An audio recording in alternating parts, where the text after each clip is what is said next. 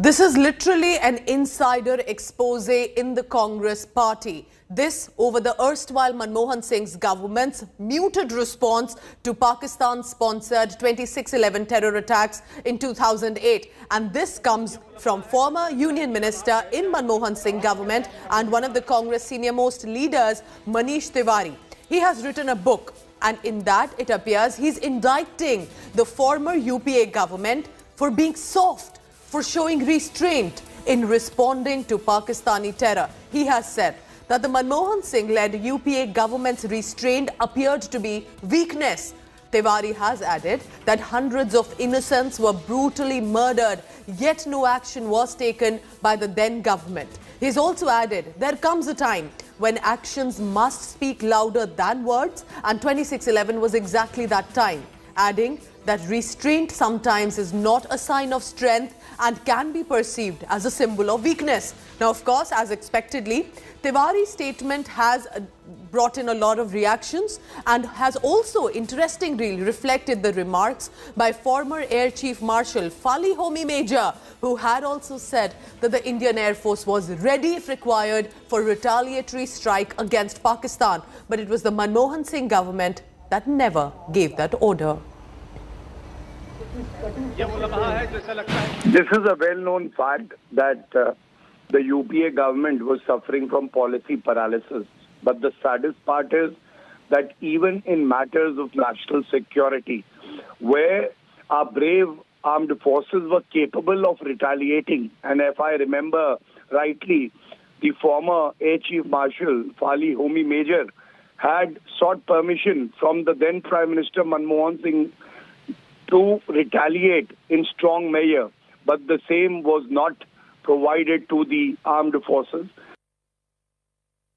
Let's go across now to Supriya Bhardwaj, my colleague who closely tracks the Congress party. She is at the Congress headquarters in Delhi. Supriya, this is a big reaction that has come in, and it's by no small leader. Manish Tiwari, former minister, senior leader of the party. How is this being seen within the Congress party? Well, Pooja, Congress party is completely tight-lipped about the entire issue.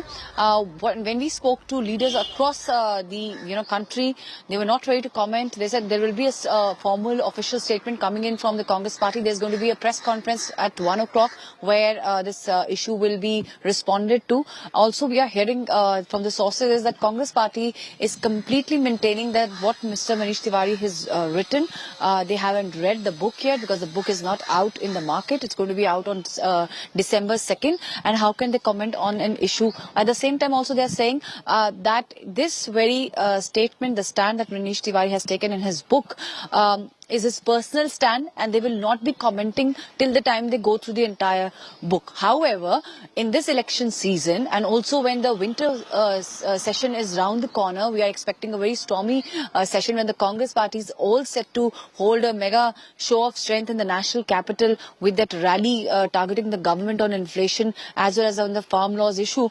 We are hearing that Manish Tiwari's book will be out on December 2nd. So certainly there is a showdown between the Congress parties, two factions that have been in news from last 1.5 years. The G23, Manish Tiwari comes from the G23 group, and the Congress leadership as well as the Congress party itself.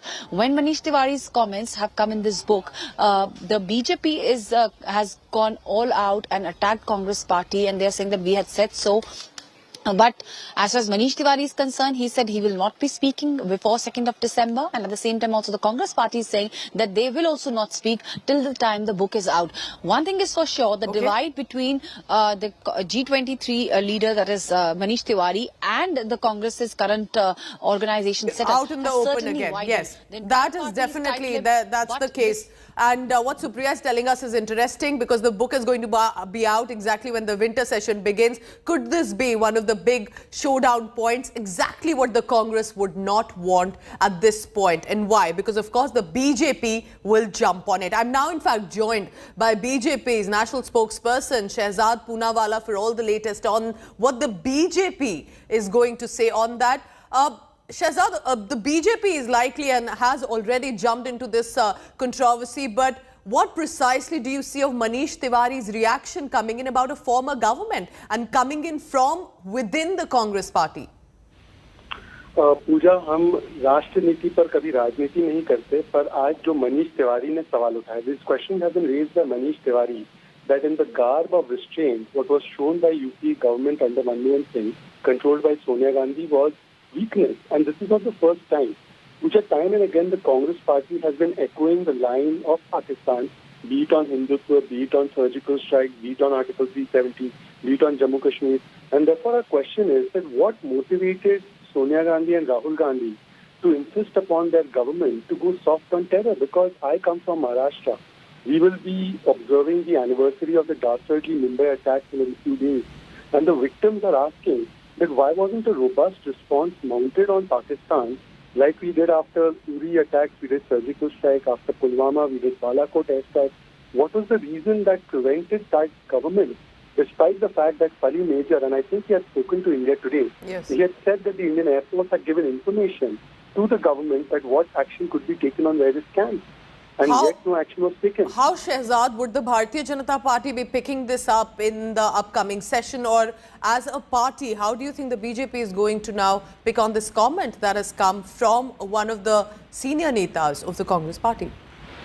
Look, the Bharatiya Janata Party has never made national security a subject matter of politics, but we do want to ask that what prevented the Congress party from taking strict and stern action on terror? Why is the Congress party soft on terror?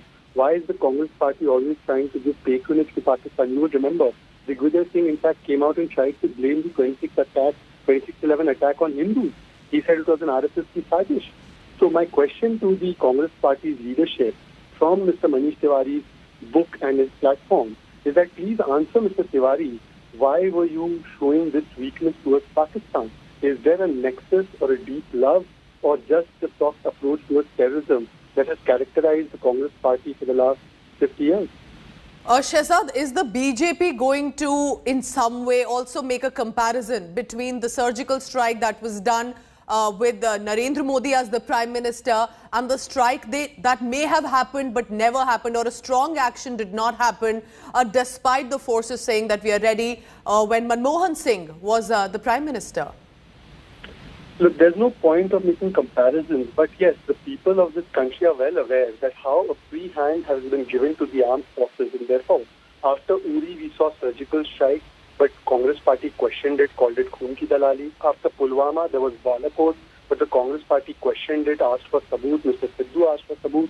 And in turn, we see that during the UP era, forget doing surgical strikes, they did not even take away the MFN status of Pakistan. Pakistan was most favored nation for Congress. Why was it the most favored nation for Congress? Why were they trying to blame attacks done by Pakistan on Hindus? And why were they not taking robust action against Pakistani terror groups? Is a question that Manish Tiwari is asking today. They must answer Manish Tiwari first. All right, so of course this is, remember, not coming in from the Bharatiya Janata Party, this is coming from the Congress Party. Shehzad, I request you to please stay on. Shehzad Poonawalla, remember, is the new National BJP spokesperson and is asking why precisely did the government not take action, and this is coming in from a senior neta, Manish Tiwari, in a book. But just to give you a background, Air Marshal retired Fali Homi Major was the air chief in 2008 when 26/11 happened. And India Today's executive editor Shiv Arur had spoken to Fali Major in 2019, just about 2 years ago, at an India Today conclave, where he had said that he pushed the government for airstrikes on Pakistan and said that the force is ready if required. Listen into this. So when you were the air chief and you had prescribed it, for whatever decision, taking into consideration the circumstances, it was decided that air power would not be applied, even though you had, presented the option and there were targets to our understanding. We journalists also heard about it at the time. There were targets that could have been struck. What has changed now, sir? The main thing is the political will to undertake an airstrike. And this is my guess, but I think I would be right, that perhaps our intelligence gathering, all kinds of intelligence collection has improved, and we are sure of targets to use air power so that to avoid collateral damage. And air power, when used under such circumstances, though a small tactical action like this has a huge strategic effect, and we should never ever hesitate to use air power in any such operation, provided you have a lucrative target available. And I'm now joined by Shiv Arur because he took that interview. He'll elaborate further on that. Shiv, when you spoke to Air Chief Marshal and that reaction coming in from him and then gets literally validated by what Manish Tiwari is also saying, how do you think this is now going to play out? We have the winter session coming up now. Politically speaking, Pooja, this gives the BJP, the ruling government a huge amount of ammunition against the UPA government. And I must say that this is not new ammunition, but it becomes ever more potent and, it gets more teeth because you have an insider, a former union minister, former INB minister, a sitting member of parliament of the Congress party in a state in which it's a ruling party, actually taking this kind of a very damaging snipe at the UPA government is going to have a telling effect.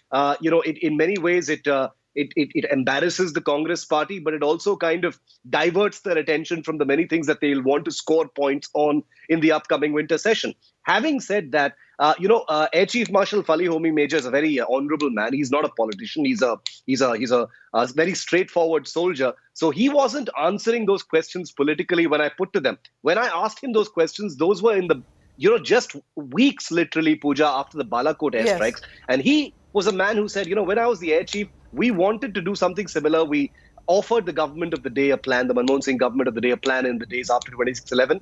And in their wisdom, it was decided that we're not going to actually do this. At no point does he, say this was a bad decision, but he does say it was a question of political will, and that's a clincher. And only India Today has that interview, Shiv, that you took, and we'll continue to play that, what Air Chief Marshal retired had.